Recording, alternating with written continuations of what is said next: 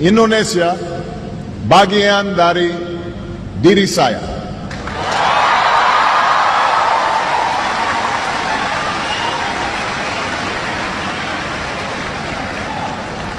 I first came to this country when my mother married an Indonesian named Lolo Sutoro. And as a young boy, I was coming to a different world. But the people of Indonesia quickly made me feel at home. Jakarta looked very different in those days. The city was filled with buildings that were no more than a few stories tall. This back in 1967, 68, most of you weren't born yet. The Hotel Indonesia was one of the few high-rises, and there was just one big department store called Sarina. That was it.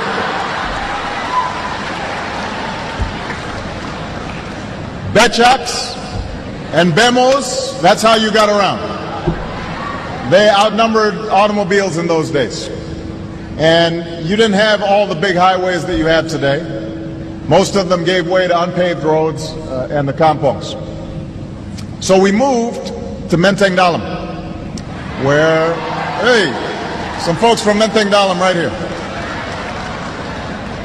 And we lived in a small house. We had a mango tree out front. And I learned to love Indonesia while flying kites and running along the paddy fields and catching dragonflies, buying sate and bakso from the street vendors. I still remember the call of the vendors. Sate. Yeah. I remember that. Bakso. Enak, yeah?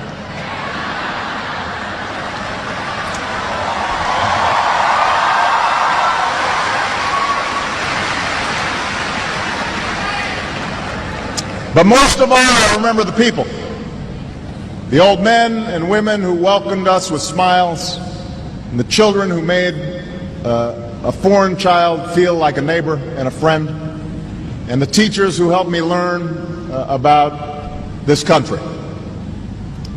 Because Indonesia is made up of thousands of islands and hundreds of languages, and people from scores of regions and ethnic groups.